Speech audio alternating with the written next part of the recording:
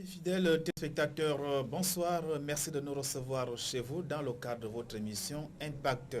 Impact est une émission de spiritualité et de mystique chrétienne animée tous les dimanches de 21h à 22h sur TVS et en compagnie du révérend docteur Louis Badinga.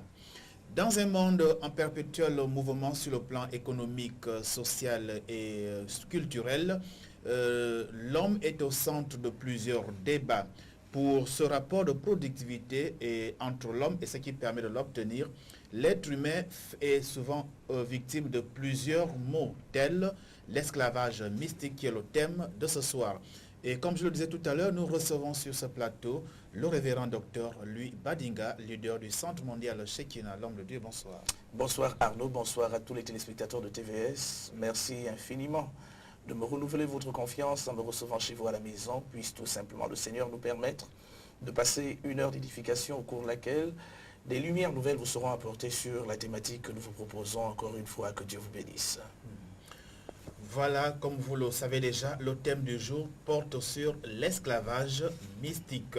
Et comme je le disais dans mon propos introductif, dans un monde en perpétuel mouvement sur le plan économique et politique, le rapport entre la production et ce qui permet de l'obtenir conduit les uns et les autres à utiliser l'être humain qui est victime de plusieurs pratiques occultes telles l'envoûtement ou l'esclavage mystique. Alors l'homme de Dieu, avant que nous rentrions dans de plein pied dans le sujet, alors est-ce que vous pouvez nous d'abord rappeler ce qui a été fait au Centre mondial Shekinah la semaine qui s'écoule et ce qui sera fait la semaine qui commence dans quelques heures? Nous voulons simplement remercier le Seigneur pour l'opportunité qu'il nous a donnée tout au long de la semaine écoulée d'édifier ces nombreuses personnes qui ont accepté d'effectuer le déplacement autour d'un thème que nous avons appelé briser les liens maléfiques. Tout au long de la semaine passée, comme je venais de le dire tantôt, il s'est principalement agi pour nous d'abord d'expliquer ce que l'on appelle un lien maléfique, sa nature, son origine, le comment est-ce qu'il se forme et quel est son impact à l'intérieur de la vie de celui qui est une victime. Nous avons clos cette semaine, bien sûr, par un ensemble de petits éléments tournant autour de l'expérimentation de la puissance de Dieu, portant essentiellement sur la capacité des uns et des autres de se défaire de ces différents liens. La semaine qui va démarrer va surtout nous amener à expérimenter la phase 2 de ce même thème, car vous le savez, toutes les fois que l'on aborde des questions irrationnelles, des questions de paranormalité, encore une fois, nous n'avons pas la prétention de tout savoir, de tout connaître. C'est d'ailleurs pourquoi les lumières que nous partageons avec ceux qui régulièrement viennent à nos différentes rencontres ne sont que des lumières qui sont proportionnelles aux limites de nos propres connaissances. À cet effet, cette semaine, nous avons pensé que ce thème ne connaîtra pas d'aboutissement si seulement nous n'expliquons pas toujours les différentes démarches, la méthodologie dont ont besoin les uns et les autres pour pouvoir se défaire de ces espèces de cordes qui nous embrigadent et qui sont à l'origine des plusieurs déblocages auxquels sont confrontés les gens. C'est d'ailleurs pourquoi, pour ce jeudi, nous aurons le privilège de démarrer, je dis bien jeudi à partir de 17h, le vendredi de cette semaine encore à partir de 17h, et le dimanche matin à 8h, autour surtout peut-être d'un rappel en premier, mais surtout de la fondation ou encore des fondements qui permettront aux uns et aux autres de se défaire des différents liens. Il s'agira pour nous de partager avec ces personnes un enseignement biblique, la base des principes sur lesquels les uns et les autres, surtout ceux qui sont des victimes, vont expérimenter un plein affranchissement, une pleine libération. Je profite comme ça de cette opportunité pour rappeler aux téléspectateurs de TVS simplement que les différentes rencontres au Centre mondial Shekinah sont des rencontres gratuites. Ça veut dire qu'elles ne sont pas payantes et ce qui vous est dit maintenant est une invitation à votre adresse. Invitation, je crois, à travers laquelle non seulement vous acquérirez des connaissances qui seront en rapport avec la thématique qui vous sera ou alors qui vous est proposée, mais davantage, vous serez capable vous-même de pouvoir vous exercer à vous défaire des différentes cordes, de l'invisible qui vous ont complètement embrigadé et qui sont à l'origine des situations auxquelles vous êtes confrontés. Encore une fois, que Dieu vous bénisse et qu'il vous bénisse abondamment. Je rappelle bien que c'est ce jeudi, le jeudi de cette semaine, le vendredi à partir de 17h, le dimanche matin dès 8h, nous sommes situés au quartier d'Élire l'Hôpital. Dès que vous arrivez au Grand Carrefour Petit Paris, vous n'allez pas vers du côté du stade, vous montez simplement derrière l'hôpital, à quelques 150 mètres environ de ce grand carrefour. Sur votre côté droit, vous allez voir notre temple sur lequel est écrit Centre mondial Shekinah. Vous êtes les bienvenus et nous espérons tout simplement que vous trouverez votre compte par le biais de ce partage pour lequel vous serez l'objet. Que Dieu vous bénisse. Voilà, chers téléspectateurs, vous êtes les bienvenus au Centre mondial Shekinah, derrière l'hôpital. Avant de rentrer de plein pied dans le thème du jour, esclavage mystique, je vous invite d'abord à suivre ce témoignage. Que Dieu te bénisse abondamment, maman. Merci d'avoir accepté de rendre témoignage de ce que Dieu a fait dans ta vie. Est-ce que tu peux dire à cette église, si ton micro, je veux que vous réglez ce micro, s'il vous plaît, son micro, je vais arrêter le mien, que tu dises à cette église ce qui s'est passé dans ta vie et les raisons pour lesquelles tu es là debout. Tu nous donnes simplement ton prénom et tu dis ce que Dieu a fait dans ta vie et quel était le nom de cette maladie. Présente-toi. Bonjour peuple de Dieu. Moi je me prénomme Marielle. Donc, tout a commencé un soir, mercredi 3 avril. Oui. Un soir, je suis rentrée du boulot, j'ai fait à manger, tout le monde a mangé, j'ai mangé avec les voisines. À 22h, je suis rentrée me coucher. C'est comme ça que j'ai commencé à ressentir une douleur au bas du sein, l'étouffement. J'ai dit, qu'est-ce qui m'arrive? J'ai fait ma prière, j'ai dormi, toute la nuit ça n'allait pas. Je me sentais toujours étouffée. Le matin, je me suis quand même levée. Je me suis lavée, je me sentais un peu en forme. Je suis allée au boulot. Je n'ai pas duré. Vers 8h, je commençais à ressentir les maux de ventre, les coliques. Le ventre faisait tellement mal, je ne pouvais pas supporter. J'ai dit, je vais rentrer. On m'a demandé de rentrer. Et comme je n'avais pas d'argent sur moi, je me suis dit, je vais d'abord rentrer, je vais aller à la maison, récupérer de l'argent pour aller à l'hôpital. Quand j'arrive à la maison, je me couche sur le lit. Je prends de l'argent pour aller à l'hôpital. Je n'arrive plus à me lever d'ailleurs sur le lit pour aller à l'hôpital. Pourtant, j'habitais en face de la clinique Saint-André, mais même pour traverser, je n'arrivais plus. C'est comme ça que le sommeil m'a un peu emporté. Quand je me réveille 30 minutes après, je suis trempée, je fais caca, je fais pipi sur place, dans les habits. Qu'est-ce qui m'arrive? Je fais la prière, je dis je vais me lever, je vais forcer à l'hôpital. Vraiment, ça n'allait pas, je n'arrivais pas à me lever nuit. C'est comme ça. J'ai quand même prié et le Seigneur m'a fait quand je me suis levée. Et je n'arrivais pas, j'avais le vertige, j'ai commencé à ramper. J'ai dit, j'ai une voisine, le plus souvent elle termine le boulot à 15h, mais quand elle rentre, elle s'enferme dans sa chambre. Et j'ai rampé jusqu'à devant la porte de la voisine, cogné, étant trompée de tout ce que j'avais fait. J'ai cogné, la voisine a ouvert la porte, elle est sortie, elle m'a relevé, soulevé, m'a amené à la douche, me nettoyer, tout, et puis elle m'a amené à la clinique. On m'a reçu, on nous a fait une ordonnance, et tout ça, on a payé les médicaments, on est revenu à la maison. Toute la nuit, ça n'allait pas. Même quand j'essaie de me mettre debout, ça coule seul. Je ne sens pas comment les selles viennent, mais ça coule seul. Je me retrouve, je suis déjà mouillée, et pipi, tout. Le lendemain matin, on m'a encore soulevé, et là, j'ai forcé quand même de me lever de la chambre. Quand j'arrive devant la porte, je tombe, je perds connaissance, on me soulève encore, là on m'amène à Saint-André. Et là-bas, on m'interne. J'ai fait au moins peut-être une semaine là-bas, ça n'allait pas toujours. J'ai demandé la sortie, j'ai dit, moi ça fait une semaine, je suis là, je fais les examens, tout, il n'y a rien. Mais qu'est-ce que je fais? Je suis sortie, on m'a encore soulevé, là on m'a amené à l'hôpital général, rien du tout. Les scanners, vraiment tous les examens, j'ai tout fait. Rien. Paralysé, les deux pieds carrément, je n'arrivais plus à me lever, le bras ne faisait plus de mouvement, le bras gauche. Essayez de prendre la tension pensant que c'était la tension, rien du tout. Quand je suis assise comme ça, la tête toute seule, le cou va de l'autre côté, derrière, le visage, rien. J'ai fait venir ma mère depuis Milan, ma soeur jumelle depuis Foncéville, ils étaient là avec moi. Même à l'hôpital, je suis sortie moi-même de l'hôpital parce que j'étais fatiguée de prendre tous les soins et il n'y avait pas de résultat. C'est comme ça qu'un matin, j'ai demandé à une voisine, appelez-moi un pasteur, il va prier pour moi. Moi, je ne pars plus à l'hôpital. Et la voisine m'a appelé, le pasteur de son église. Il est venu prier pour moi à la maison. Ça n'allait pas toujours.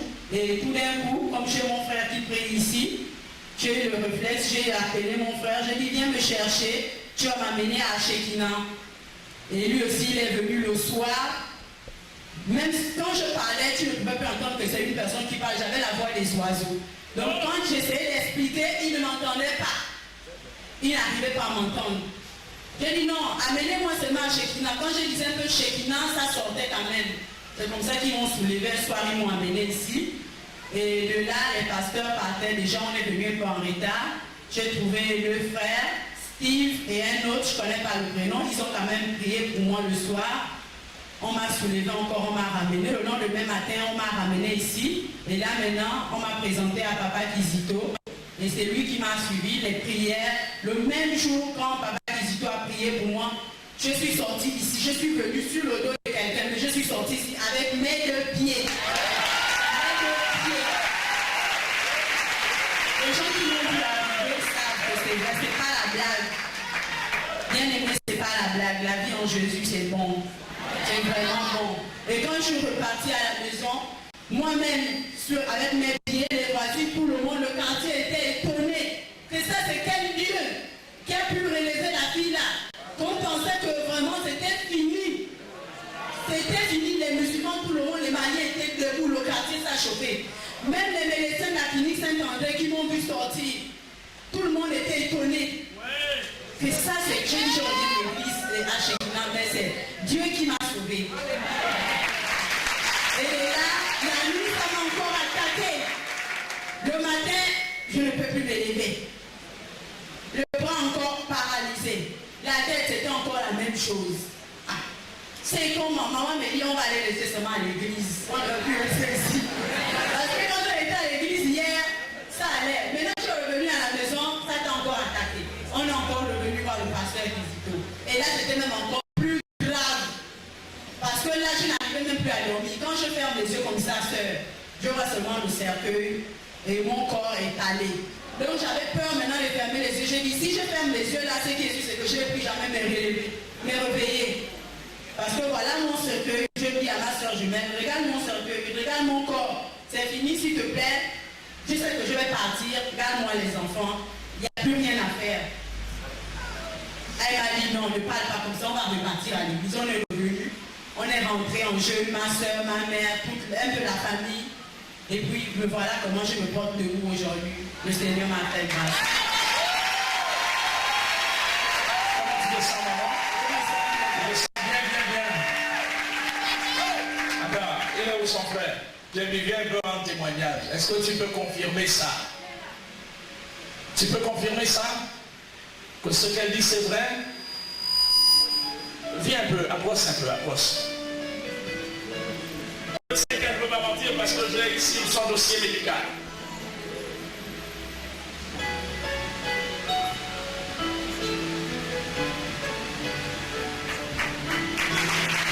Comment tu as trouvé ta soeur le jour où elle t'a appelé et vous l'avez amenée ici? Lorsqu'elle m'a appelé, j'étais d'abord ici avec Papa Kizito. Quand je suis arrivé à la poste appelée, c'est comme ça qu'elle m'appelle, je vois son numéro. Mais quand elle m'appelle, je remarque que ce n'est pas sa voix. C'est comme ça qu'elle me dit, viens, tu vas m'emmener à l'église.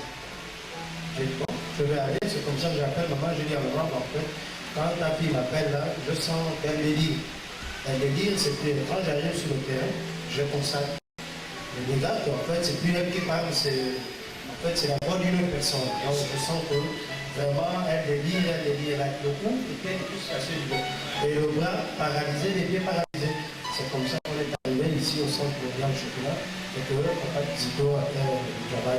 Et même dans la soirée, quand je dis bon, je l'amène à l'hôpital, son ami a dit on va faire le scanner sur place. Je dis non, tu vas dépenser 150 000 cadeau. Il a insisté, il a dit non, laisse, on va faire. Je dis bon, puisque tu as des moyens pour dépenser, dépense. Sur place, il a fait le médecin, il n'y a rien. Je lui ai dit bon, est-ce que tu vois un peu ça? Et c'est comme ça qu'on l'a fait.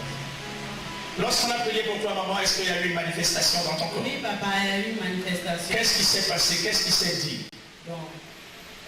Est-ce qu'il y a eu une voix qui s'est fait entendre? Oui, il y a eu une voix qui s'est fait entendre. C'est la voix de quelqu'un de très proche. Oui. Qu'est-ce que cette voix avait dit?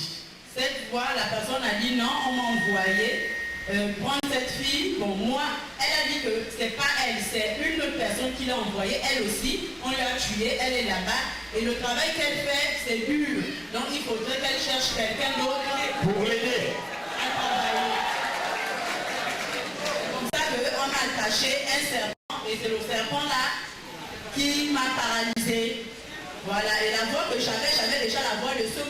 malade. J'étais déjà là-bas en fait. Donc, sur le plan sérologique, sida, rien. En vous remerciant pour votre confiance, vous allez trouver si je vois le compte rendu de l'examen de Madame Jenny Mariette. TDM cérébral, coupe axiale, transverse de 5 mm d'épaisseur et de la base du crâne au vertex sans injonction, de produits de contraste, absence d'anomalie de densité, pas de signe d'hémorragie, absence de processus expansif, système cisterno-ventriculaire de taille et de morphologie normale, les structures de la ligne médiane sont en place. Ça veut dire simplement qu'il n'y avait, organiquement parlant, absolument rien. On l'a collé un fantôme, et le fantôme devait l'amener de l'autre côté, parce que seul, il travaillait. Il était important qu'il trouve quelqu'un qu'il devait amener avec lui pour que cette personne lui soit en aide. Et après, même l'esprit qui parlait disait, bon, je disais au pasteur que si vous nous enlevez celle-là, elle a beaucoup de frères, on va prendre quelqu'un d'autre. Sauf Jamie.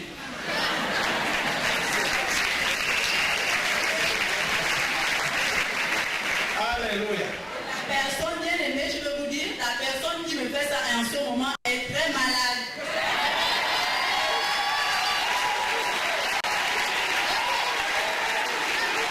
Mais répète que c'est normal.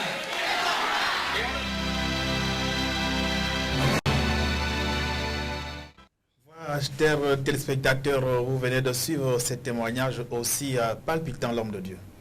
Oui, palpitant, mais c'est aussi ici la preuve que lorsque nous parlons de phénomènes de sorcellerie, de phénomènes mystico-sataniques, nous ne sommes pas là en train d'abuser ou encore qu'il ne s'agirait pas de notre part une espèce de fanatisation qui vise essentiellement le fait de se faire un groupuscule de personnes supplémentaires autour de nous. L'Afrique et d'ailleurs le monde entier a un ensemble de réalités qui nous environnent, réalités au contact desquelles nous sommes régulièrement, mais pour lesquelles nous ne connaissons pas toujours les origines. La Bible dit « Mon peuple périt parce qu'il lui manque la connaissance ». Et nous avons la responsabilité de permettre aux uns et aux autres de cerner ce genre de situation afin que nous sachions comment faire pour nous en départir, pour nous en libérer complètement. Le malheur des uns et des autres, c'est que toutes les fois qu'on parle de ce genre de choses, il y en a qui continuent à penser qu'il s'agit là, pour Badinga et certainement pour sa bande, de créer quelque chose qui ne serait pas le propre de ceux au contact desquels nous sommes régulièrement. Voici un témoignage d'une jeune femme, vous avez vu, une jeune femme qui est complète en matière de potentiel, mais qui un jour s'est retrouvée complètement victime d'une situation qui sur le plan clinique n'a pas pu avoir des solutions pour la simple raison qu'elle avait une autre origine.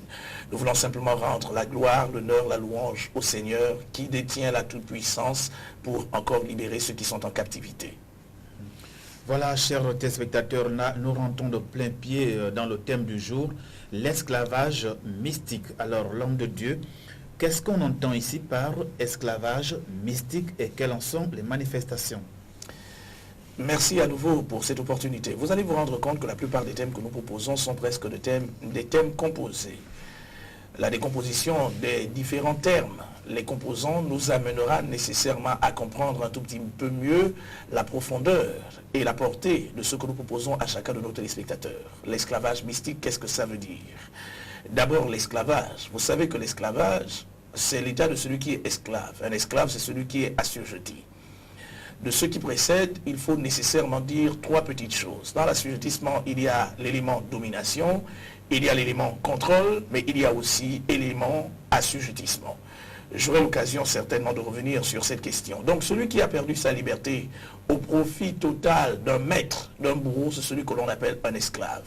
Mystique parce que, contrairement à toute forme d'esclavagisme qui peut se produire, qui peut avoir lieu sur le plan purement matériel ou encore naturel, cet esclavage dont nous faisons mention ce soir porte essentiellement sur les plans paranormaux, dans l'irrationnel, dans les plans subjectifs. Et c'est de là-bas qu'un ensemble d'influences vont être exercées sur un individu afin de priver celui-ci soit de sa liberté totale ou encore de sa liberté partielle, afin qu'il soit au profit de telle ou de telle ou de telle ou de telle ou de telle personne, d'une tierce personne. Suite à ce que je venais de dire, il faut le savoir, En mysticisme, lorsqu'on parle d'esclavage, j'ai dit qu'il s'agit principalement, l'esclavage peut avoir lieu dans ces 3 différentes dimensions. La première, la domination. Une espèce de règne sans partage qui va être exercé par une tierce personne sur une victime, victime vivante ou victime spirituelle ou victime décédée. Car, il faut le savoir, il y a beaucoup de genres d'esclavagisme. Je crois que nous n'aurons peut-être pas ce soir l'opportunité de parvenir au bout de notre thématique. C'est d'ailleurs pourquoi, s'il plaît à Dieu, la semaine prochaine, nous reviendrons pour parler comme cela, pêle-mêle, de ce qu'on va appeler certaines techniques de zombification qui, au Cameroun, par exemple, sont appelées femmes-lac et qui, importées au Gabon, sont devenues le Kong. Vous avez entendu parler de la pratique du Kong et certainement la pratique des Matengu dans le sud du Gabon. Et pourtant, ce sont des pratiques qui sont réelles, ce sont des techniques d'esclavagisme qui consistent principalement à priver certains individus de leur liberté, afin que, soit par leur esprit, ceux-ci soient au profit, enfin se mettent au bénéfice de leur maître, dans le sens que ces entités, ces esprits ou encore ces corps vont devoir travailler au profit de celui qui est à l'origine de la situation qui prévaut dans leur propre vie. Comment peut-on reconnaître une situation d'esclavagisme? Mais c'est simple. Lorsque quelqu'un est privé de liberté, il faut savoir, l'une des manifestations sur le plan purement physique est que la perte de liberté entraîne la personne à ne pas être capable de jouir, non seulement de son bien, mais également de s'auto-accomplir. Toute forme d'accomplissement de cette personne, ou encore visant l'avenir de cette personne, va être directement mis au profit des bourreaux ou des maîtres qui, tapis dans l'ombre, sont à l'origine de la situation que mène ou alors que vit la personne. Voici un premier signe, et je crois que tout au long de cette heure d'émission, nous aurons l'opportunité d'en parler davantage. La semaine dernière, nous parlions de l'emprisonnement mystique. Est-ce qu'il n'y a pas similitude entre emprisonnement mystique et esclavage mystique? Mais bien sûr, parce que ce sont des opérations de sorcellerie. Vous allez vous rendre compte qu'en matière d'ensorcellement, l'ensemble de ces opérations vise, si la finalité reste la mort de celui qui est la victime, il n'en demeure pas moins que le sorcier, sur une certaine période de temps, peut se permettre d'engager un ensemble d'opérations qui visent essentiellement le fait de se mettre à profit une victime qu'il se serait assujetti par le biais de ces différentes opérations dont nous venons de faire mention.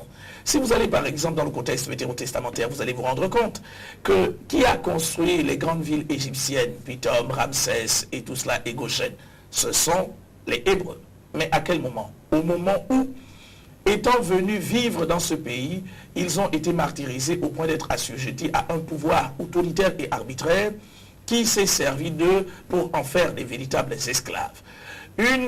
L'établissement d'une espèce de parallèle entre cette histoire et ce que nous vivons aujourd'hui va nous amener à comprendre que toute forme d'esclavagisme sur le plan spirituel a pour conséquence le fait que la personne qui est la victime ne vit pas pour elle-même, mais elle vit pour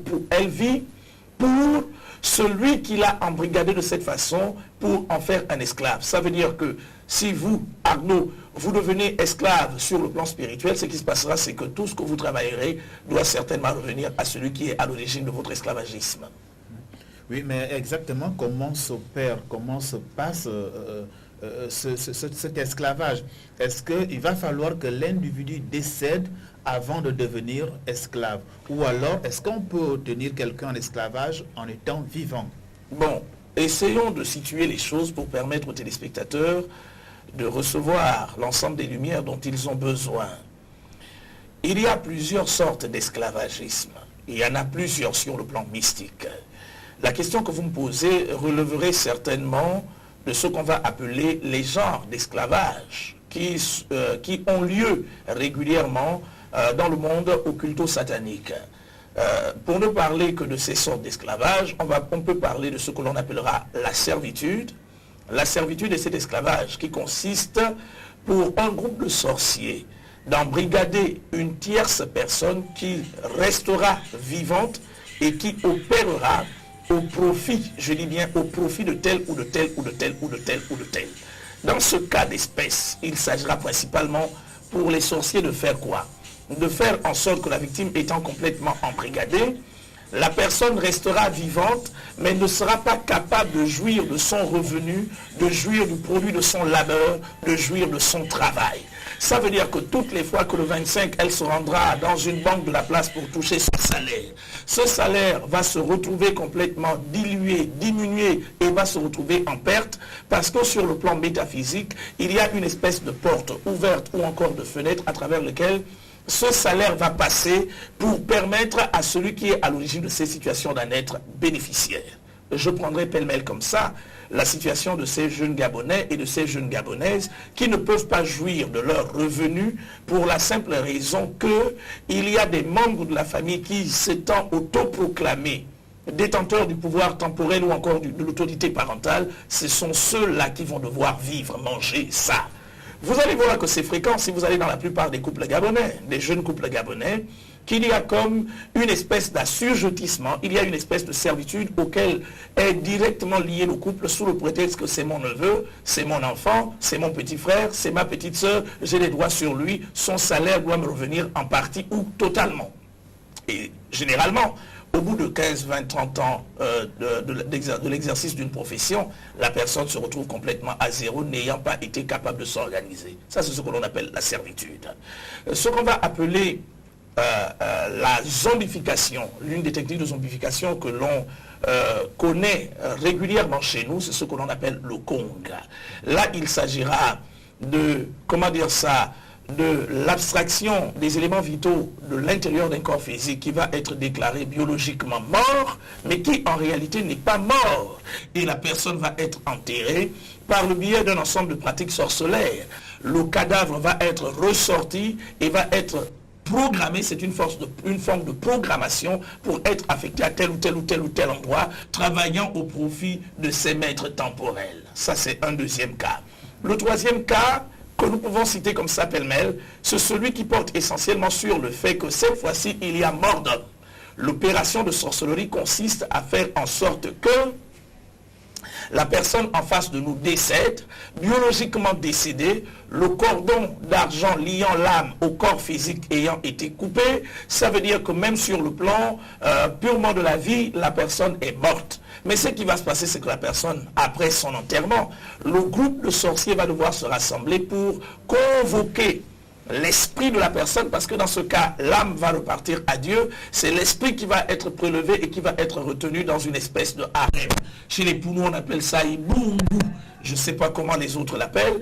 Dans ce harem, le harem va être l'habitation des fantômes, parce que cet esprit va être transformé en fantôme au profit du maître. Mais dans ce cas d'espèce, ce que venait de vivre la jeune dame dont nous venons de suivre le témoignage, c'est quoi? C'est que le fantôme, dans ce cas tout à fait particulier, au profit de ses maîtres, comme d'ailleurs toute autre forme d'esclavagisme, va nécessiter ce qu'on va appeler des entretiens, de l'entretien. Mais pour que le fantôme soit entretenu, lui, il aura nécessairement besoin. Si de son vivant, il évoluait à l'intérieur d'un corps physique mâle, il exigera qu'on lui donne une femme pour qu'il soit capable de s'attacher à la femme. Si de son vivant, il évoluait à l'intérieur d'un corps physique femelle, il exigera un mari, ou alors il exigera une aide pour venir le suppléer dans le cadre des activités d'esclavagisme auxquelles il est soumis. Voici un tout petit peu 3 ordres d'esclavagisme que nous abordons comme ça. Nous aurons l'opportunité d'en disséquer le contenu lors des futures semaines, lorsqu'il s'agira principalement de passer aux aspects concrets de l'esclavagisme, de l'esclavage mystique. Nous ne sommes encore là pour ce soir que dans le cadre de ce qu'on appellera des généralités. Oui, ce sont bien des généralités, mais il y a des situations dans nos villages où la première personne à accéder aux affaires par des pratiques qu'on peut qualifier d'occultes empêche à ce que tout le village ne puisse également accéder aux affaires. Vous allez voir, les gens apprennent sans pour autant avoir un emploi plus tard. Est-ce que ça aussi, on peut prendre ça comme étant de l'esclavagisme?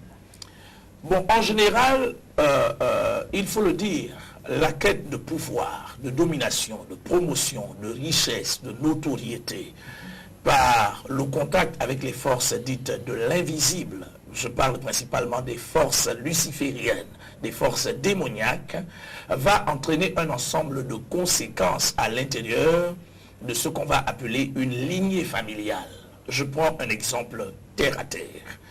Monsieur Badinga veut être un célèbre enseignant de la parole de Dieu, au lieu d'avoir recours à Dieu, M. Badinga a décidé de prendre les voies de travers pour avoir recours à Lucifer, à Satan. Que va-t-il faire? Il va devoir contracter un pacte. Et vous savez, dans notre jargon, ou encore en explication la plus courante, que le pacte ici sera un accord solennel qui va lier M. Badinga désormais à Lucifer par le biais des démons au contact desquels il est régulièrement. Mais lorsque ces démons viendront apporter à M. Badinga ce dont il a besoin en échange, qu'est-ce que ces démons, de quoi ces démons se serviront-ils pour continuer à apporter l'appui dont a besoin M. Badinga pour réussir dans son domaine de compétences? C'est de là que l'on parle, de la ruine et de la déchéance familiale. Les démons vont dire, Monsieur Badinga, vous êtes chef de famille, nous voulons, et quelquefois ils n'ont pas besoin de vous expliquer ça. Ils savent que vous venez de conclure, de convenir d'un accord avec eux. Le plus important, c'est que vous leur donnez l'opportunité de vivre dans ce milieu qui a été créé par Dieu au profit de l'homme et de l'homme uniquement. Eux, venant travailler pour vous, vont devoir, en échange des services qu'ils vous rendent, ruiner la vie de la lignée soit ascendante et principalement ascendante qui est directement rattachée à vous, ça veut dire vos enfants et quelquefois vos frères, vos sœurs, et on va se rendre compte que c'est vous qui prospérez tandis que les autres malheureusement ne prospèrent pas. Et toutes les fois que les démarches vont être entreprises, même sur le plan occulte, pour tenter de découvrir les origines des problèmes auxquels sont confrontés les uns les autres, le seul visage, le seul nom, la seule personne qui sera citée, c'est M. Badinga. Pourquoi? Parce que c'est elle qui a contracté le pacte avec le diable, c'est elle qui est à l'origine de la présence à l'intérieur de la dite famille de ces esprits démoniaques qui travaillent au profit de telle situation. Est-ce que M. Badinga aurait cité nommément les noms de tel? À certains moments, pas toujours. Il s'agit d'une opération volontaire des puissances des ténèbres qui ont été affectées à M. Badinga dans le cadre de l'accomplissement de ceux qu'il a toujours souhaité, qu'il a tant souhaité. Mais il y a aussi le revers de la médaille. Ça veut dire que de façon consciente, lors de la conclusion du pacte, là, les esprits au contact desquels est M. Tel vont exiger qu'en échange des services qui vont être rendus, nous voulons que toute cette famille, que dans cette famille, toutes les femmes soient à nous, qu'elles ne se marient pas et qu'elles ne soient pas capables de procréer.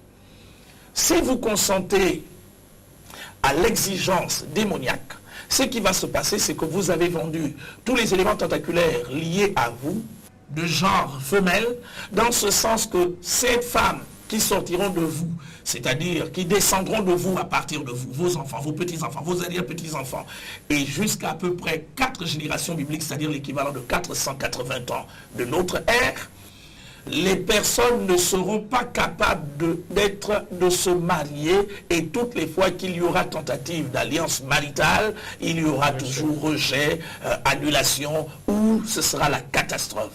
Et là, on dira simplement que c'est la conséquence légale et légitime d'une démarche qui aurait été engagée par un père, un parent, par un grand-parent, par un arrière-grand-parent, portant essentiellement satisfaction de ses besoins personnels au profit, je veux dire, contre la famille. Malheureusement, c'est ce qui se passe. Est-ce que, alors là, c'est une forme d'esclavagisme? Je dis oui, Arnaud. Pourquoi? Parce que, en fait, les manifestations, le fait pour la personne qui est à l'origine du pacte d'être bénéficiaire de l'apport démoniaque, cet apport démoniaque vient d'où? Le diable n'a absolument rien, et il faut le dire à la télévision. C'est pourquoi le diable ne peut rien donner à qui que ce soit, rien du tout. D'ailleurs, la Bible dit à cet effet que telle voie peut paraître juste à un homme, mais son issue c'est la mort, je dis bien la mort, la seule bénédiction qui enrichit et qui ne se fait suivre d'aucun chagrin est celle qui vient de Dieu. À quoi servira-t-il à un homme de gagner une promotion, d'obtenir une notoriété, d'avoir le pouvoir, d'avoir de l'argent, s'il n'a pas une descendance, une progéniture qui sera capable de prendre en charge ce que cet homme a travaillé? Alors, si vous sacrifiez toute votre progéniture, qui restera avec vos châteaux, qui restera avec vos villas, avec vos voitures, vos avions, qui restera avec vos comptes bancaires garnis? ce sont les autres qui vont devoir s'en servir. Et souvent, les successions dans ce genre de cas, dans notre pays, je vous dis, se déroulent quelquefois sous des coups de canon. C'est une forme d'esclavagisme dans la mesure où les esprits qui viennent rendre service, en fait, ne s'approprient que les vertus de leurs victimes pour les mettre au profit de celui qui a contracté le pacte avec eux. Concrètement, ça veut dire quoi? Vous êtes universitaire, vous êtes intelligent.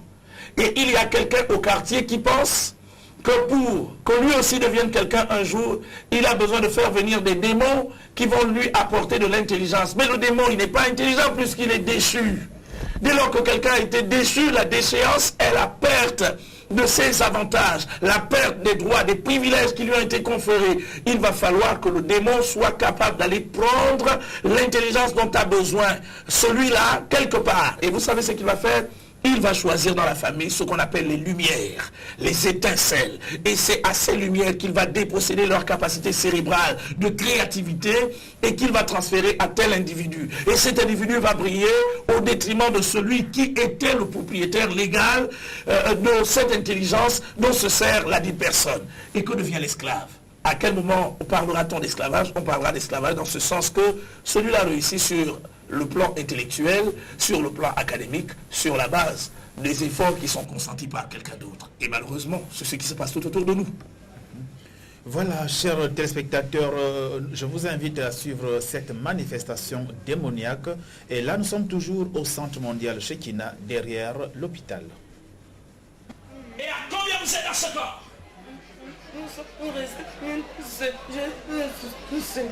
Tu es resté seul. Maintenant, qu'est-ce qui bloque son mariage? C'est toi qui bloques son mariage. En faisant comment? Je chasse quand quelqu'un veut déjà venir, bien je chasse. Quand quelqu'un veut déjà venir, tu chasses. Tu chasses par quel moyen? Je la rends furieuse. Tu la rends furieuse? Contre cette personne. Contre cette personne? Ah bon? Et donc tu restes seul avec sa parenté paternelle, n'est-ce pas? Oui. N'est-ce pas? La parenté paternelle est le chef, n'est-ce pas? C'est elle qui assure la chefferie, n'est-ce pas? Oui. Toi, esprit paternel, dans le nom de Jésus, regarde-moi dans les yeux. Tu me fais peur. Je n'entends pas ce que tu dis. Tu me fais peur. Tu me fais peur. Regarde-moi dans les yeux. Qu'est-ce que vous voulez de votre fille? Qu'elle n'enfante pas. Qu'elle n'enfante pas. Et donc ça veut dire que le serpent tourne encore autour d'elle. N'est-ce pas? Je vous ordonne dans le nom de Jésus. Je te donne, toi, esprit du serpent. Tu te prosternes et tu te mets sur le ventre maintenant même et tu rentres. Je te le donne dans le nom de Jésus. Mets-toi à genoux. Je te le donne dans le nom de Jésus. Mets-toi à genoux. Attends, tu as oublié que le boa, le serpent noir se lève? Oui. Comment? Mets-toi à genoux. Mets-toi sur le ventre. Comme un serpent.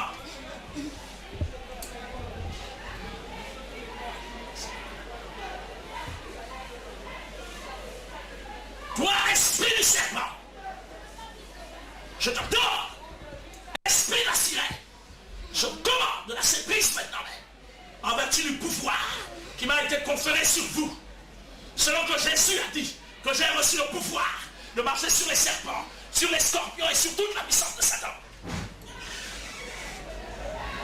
Qui sera? Je vous donne dans le nom de Jésus. Vous libérez sa maternité, vous libérez ses enfants, vous libérez son mariage. Je vous ordonne au nom de Jésus. Quittez cela. Père, quittez cela. Je ordonne. Quittez cela.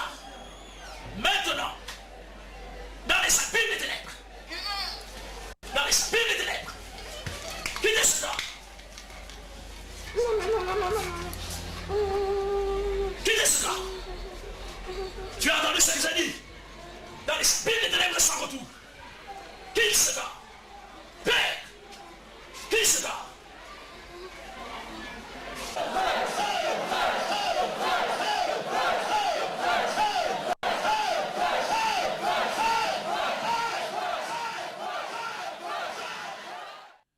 Voilà, c'est toujours palpitant ces moments où nous venons de vivre une manifestation démoniaque. Alors, l'homme de Dieu.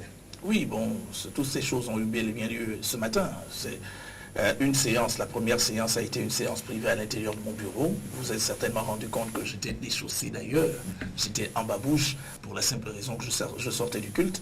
Et puis, bon, la dernière séance qui a été jointe, c'est certainement celle qui a eu lieu publiquement.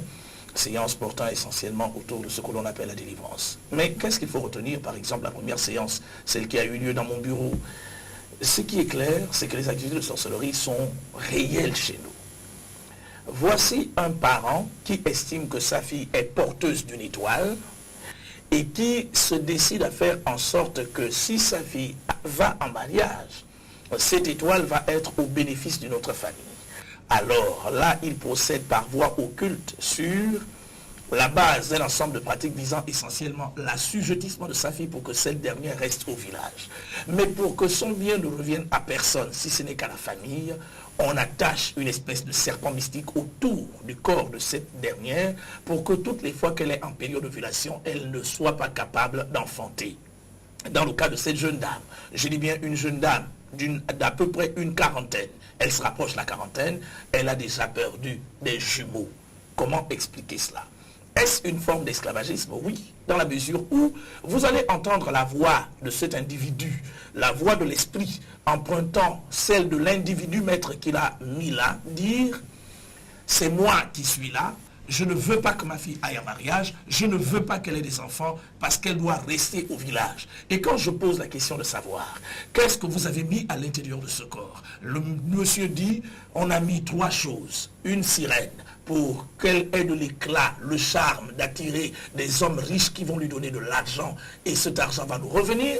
On a mis un serpent pour que toutes les fois qu'elle est en période d'ovulation et qu'elle va aller avec un homme fécond, qu'il y aura fécondation de ses ovules, que ceux-ci soient tués par le serpent qui les avale, et ensuite on a collé un mari de nuit. Ce mari de nuit a pour fonction principale de faire en sorte que toutes les fois que quelqu'un s'intéressera à elle, dans le sens de lui demander en mariage, là ce mari de nuit va s'opposer. Voici une jeune dame qui va se retrouver en esclavage pour la simple raison qu'elle est sous l'autorité de 3 esprits, mais en fait sous une autorité parentale, une autorité familiale, pour la simple raison qu'elle doit garder le village et toute la richesse dont ont besoin les parents doit être ramenée par elle. Ce n'est pas un cas singulier, Arnaud. Ils sont nombreux, elles sont nombreuses, ces personnes, ces gens qui vivent régulièrement ce genre de situation et qui malheureusement ne comprennent pas toujours qu'est-ce qu'il faut devoir faire pour en sortir. Et ce qui est encore malheureux dans notre pays, c'est qu'il y a des ministres de culte qui vont vous dire ces choses-là ne sont pas vraies, ces choses qui banalisent ces réalités. Mais et pourtant, ça, ce n'est pas des fabrications. J'apporte ici des films pour permettre au plus grand nombre de personnes de se rendre compte que ce n'est ni ma soeur ni mon parent et que ça ne peut pas être un montage d'une femme d'une quarantaine d'années qui sur le plan socio-professionnel est stable, qui va se permettre de venir s'amuser comme ça et dire je vais aller jouer à la télévision. C'est pour vous dire que la Bible dit que si vous demeurez dans ma parole, vous êtes vraiment mes disciples, vous connaîtrez la vérité et la vérité vous rendra libre.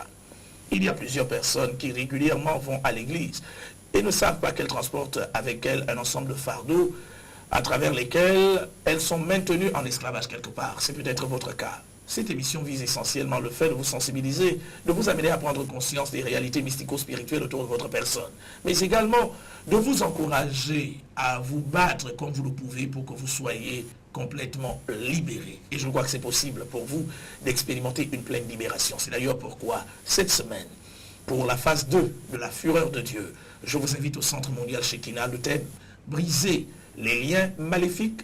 Bien sûr, dans sa phase 2, la deuxième partie, il s'agira principalement pour moi de vous expliquer les démarches bibliques à travers lesquelles vous pouvez vous affranchir des situations conflictuelles auxquelles vous êtes confrontés et qui proviendraient principalement du monde mystico-satanique qui agit contre votre personne. Oui, l'homme de Dieu, tout à l'heure, dans mon propos introductif, je disais que le monde est en perpétuel mouvement. Bien sûr. Et l'homme est toujours à la recherche du profit, du mieux-être social. Et la recherche de ces conditions de vie a fait en sorte que celui-ci puisse emprunter des voies qui sont peu orthodoxes.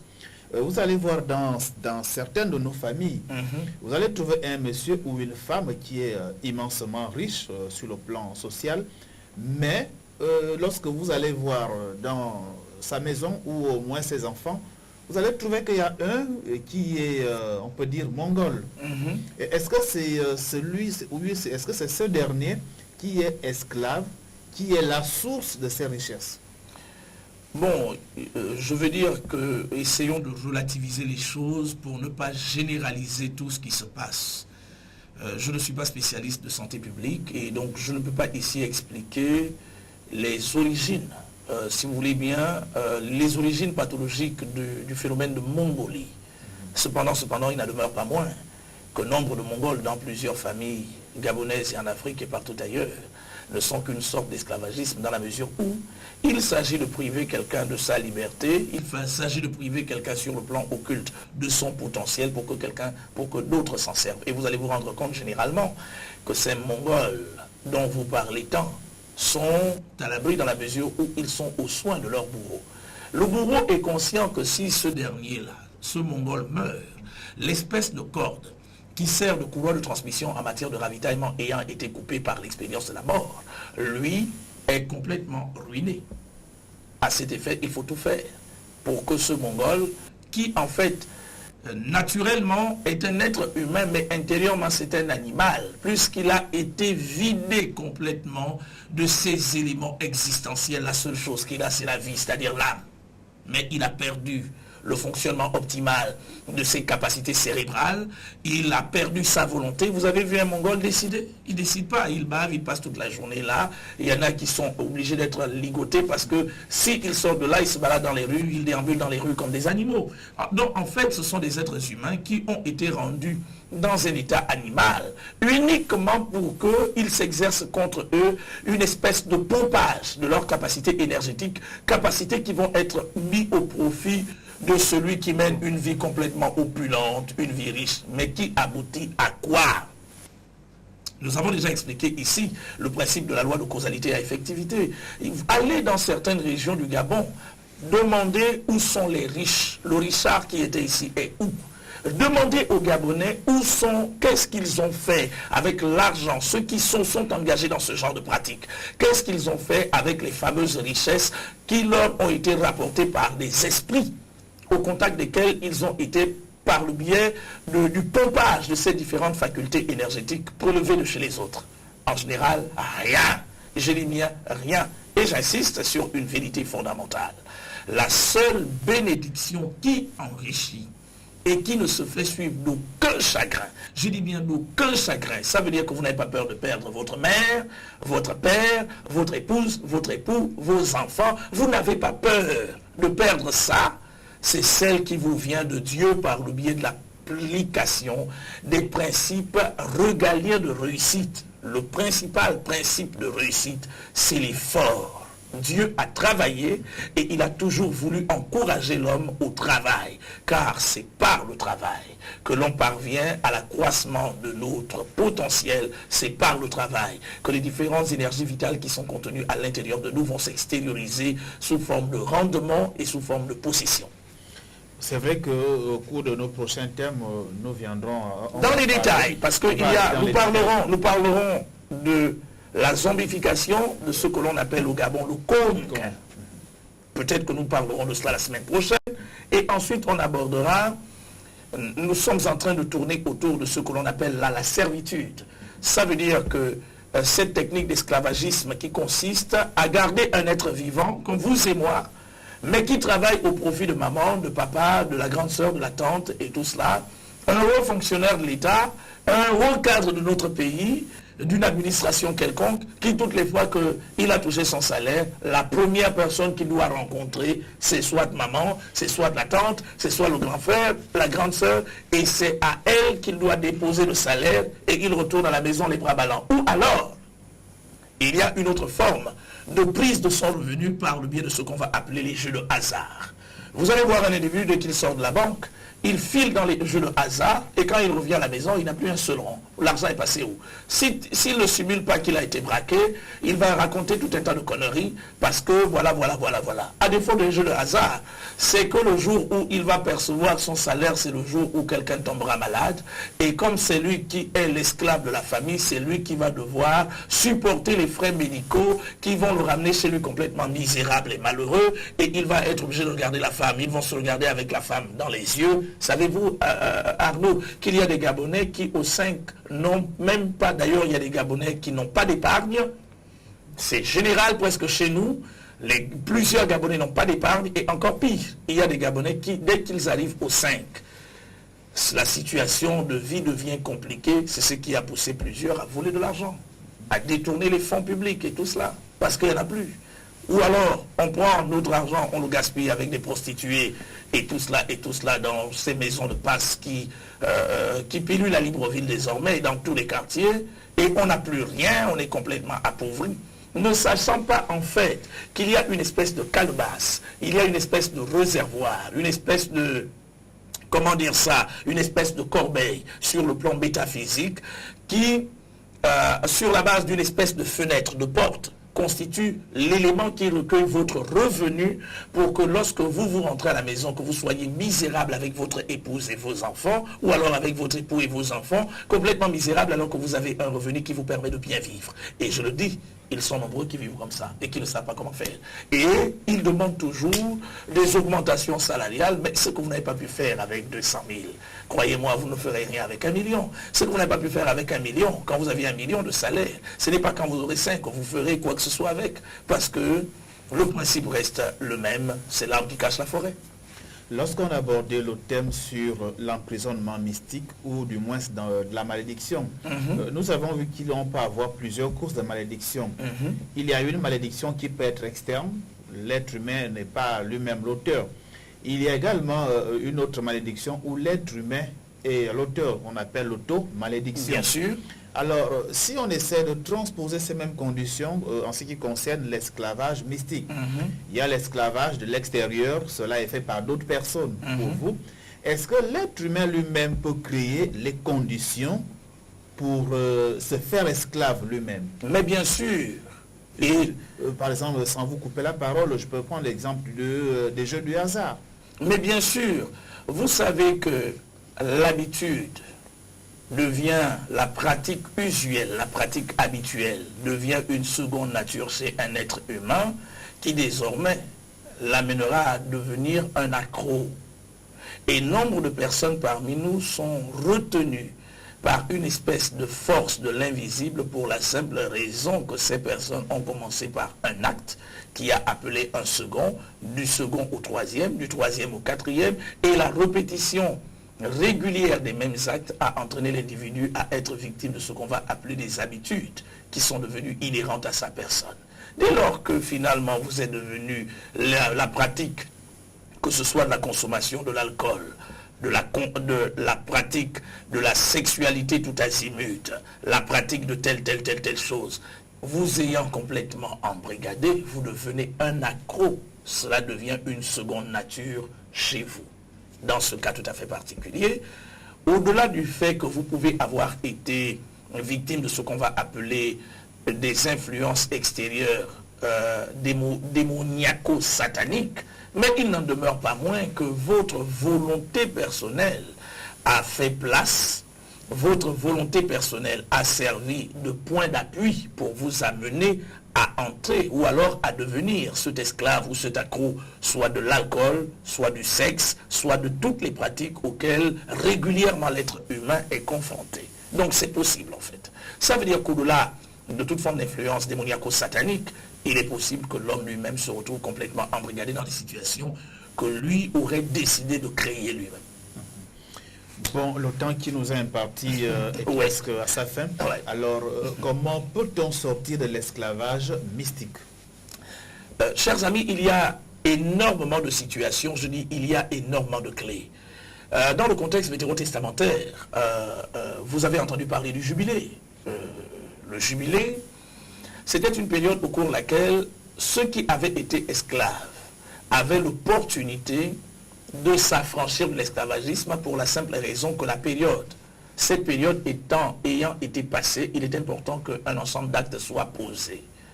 Mais il y en a qui également avaient décidé par eux-mêmes de se maintenir dans l'esclavage. C'est le cas de ce gars qui dit « J'aime mon maître, je veux rester là et ne pas faire autre chose que ça. » Écoutez, même dans la carrière de tout individu, il y a ce qu'on va appeler un plan de carrière, un plan d'évolution.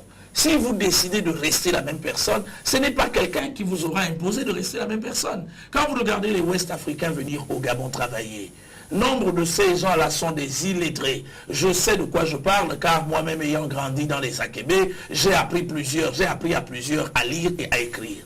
Mais regardez 15 ans, 20 ans après ce que sont devenus ces gars. Non seulement ils sont sortis de l'illettrisme, mais davantage, ils ont accru leur potentiel au point d'être aujourd'hui des gens riches. Ça veut dire qu'ils ont décidé volontairement de ne pas accepter de continuer à vivre dans ces conditions-là.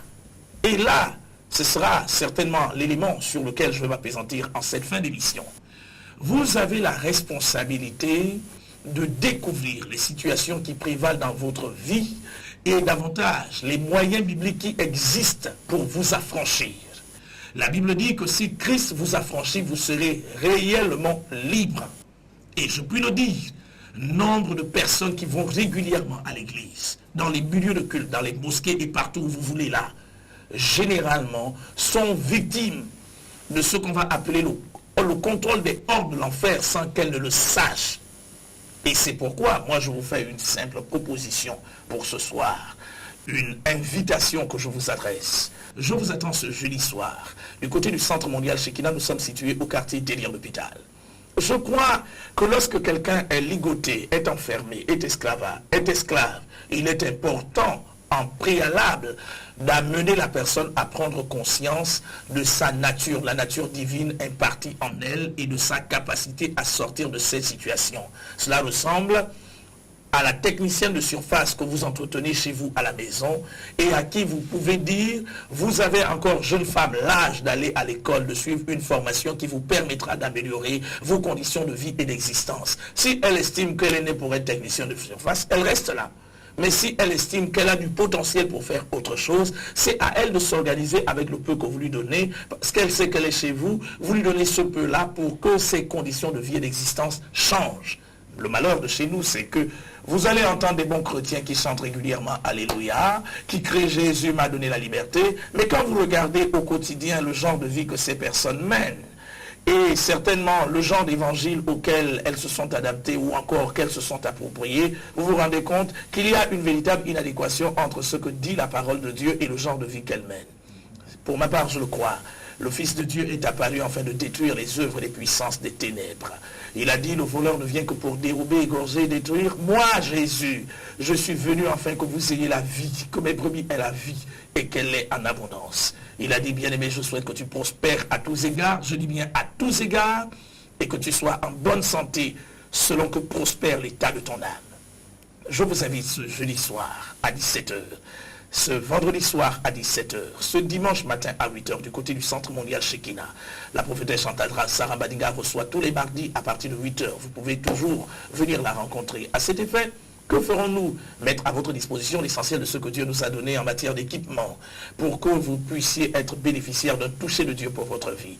Vous avez suivi non seulement ces témoignages, mais également ces différentes manifestations. C'est ici la preuve que la même chose que Dieu a accompli dans les vies de ces personnes, il veut aussi le faire dans votre vie. Vous avez désormais le choix, ou alors vous croisez les bras et vous subissez, ou alors vous dites que mon Dieu ne m'a pas créé pour être la même personne, il faut que ça change autour de moi. Cette espèce de révolte vous amènera à coup sûr à l'expérimentation de la délivrance totale. Que Dieu vous bénisse et qu'il vous bénisse. Nous ne sommes pas au terme de notre thème portant sur l'esclavage mystique. La semaine prochaine, nous aborderons un autre sous-thème qui portera peut-être autour de la zombification par le biais du Congo ou encore du Famlac, ou encore peut-être que nous parlerons de Matengu et toutes ces choses que vous connaissez là, les cônes, chez les femmes cônes. Voilà, nous aurons l'occasion d'en parler et je crois que vous recevrez bien sûr parce que j'ai une alliance avec les femmes. Mon épouse est enfant, donc je suis moi-même femme. de par l'Alliance. Et donc, ça veut dire que je suis au contact régulier de chacune de ces choses. Que Dieu vous bénisse abondamment. Merci infiniment de nous avoir suivis. D'ores et déjà, un très bon début de semaine. N'oubliez pas qu'au Centre mondial Shekinah, nous sommes dans la semaine, la grande semaine de la fureur de Dieu. Dieu se lève en votre faveur pour que chacun de vos ennemis se disperse. Que Dieu vous bénisse, qu'il bénisse nos Gabon, notre pays. Voilà, chers téléspectateurs, nous sommes arrivés au terme de cette émission dont le thème portait sur l'esclavage mystique et nous y reviendrons la semaine prochaine à partir de 21h sur la même fréquence. Mais qu'à cela ne tienne, restez dans la paix du Seigneur. L'heure a sonné.